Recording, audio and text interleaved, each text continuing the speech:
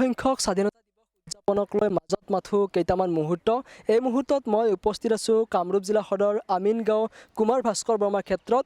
কুমাৰ ভাস্কৰ বৰ্মাৰ ক্ষেত্ৰতো জিলা প্ৰশাসনৰ সৌজন্যত দেশৰ ৭৫ সংখ্যক স্বাধীনতা দিৱস উদযাপনৰ বাবে প্ৰস্তুতি চলাইছে। সামগ্ৰিকভাৱে পৰিৱেশটো প্ৰাগ নিউজৰ দৰ্শকসকলক দেখুৱাব ভিডিঅ' জাৰ্নেলিষ্ট অনুপ দাসে। যিহেতু কাইলৈ ইয়াত পতাকা উত্তোলন কৰিব, তাৰ পূৰ্বে যিহেতু ইয়াত অন্তিম পৰশ দিয়াত ব্যস্ত হৈ পৰিছে কৰ্মচাৰীসকল। মই প্ৰথমে পৰিৱেশটো দেখুৱাই দিছোঁ। যিহেতু কাইলৈ দেশৰ ৭৫ সংখ্যক স্বাধীনতা দিৱস আৰু দেশৰ ৭৫ সংখ্যক স্বাধীনতা দিৱসটি কামৰূপ জিলা প্ৰশাসনৰ সৌজন্যত আমিনগাঁও যি কুমাৰ ভাস্কৰ বৰ্মন ক্ষেত্ৰ আছে জিলা উপায়ুক্ত কাৰ্যালয়ৰ সমীপতে ইয়াতে উদযাপন কৰা হ'ব। আৰু পূৰ্বে ইয়াত স্বাধীনতা দিৱস উদযাপনৰ এই বিশেষ দিনটোত মন্ত্ৰী বা যি বিশিষ্ট ব্যক্তিয়ে পতাকা উত্তোলন কৰে আৰু এইবেলিও তাৰ ব্যতিক্ৰম নহ'ব বুলি আশা কৰা হৈছে।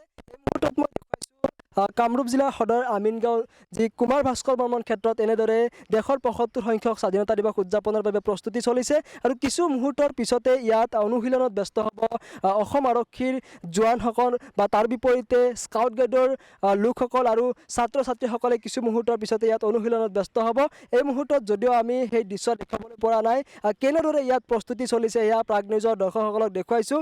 যিহেতু কাইলৈ দেশৰ ৭৫ সংখ্যক স্বাধীনতা দিৱস উদযাপন কৰিব সমগ্ৰ দেশবাসীয়ে আৰু তাৰ মাজতে কামৰূপ জিলা প্ৰশাসনৰ সৌজন্যত ইয়াতে আজি দেশৰ যি ৭৫ সংখ্যক স্বাধীনতা দিৱস উদযাপনৰ বাবে প্ৰস্তুতি চলাইছে।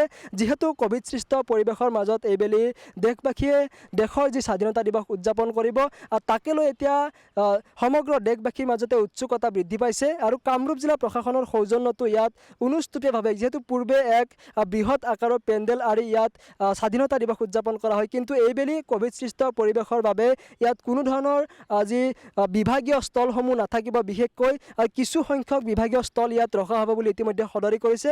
যিহেতু ক'ভিড সৃষ্ট পৰিৱেশৰ বাবে কিছু ক'ভিডৰ প্ৰট'কল আছে, প্ৰট'কলসমূহ মানি জিলা প্ৰশাসনে এনেদৰে ইয়াত স্বাধীনতা দিৱস উদযাপন কৰিব।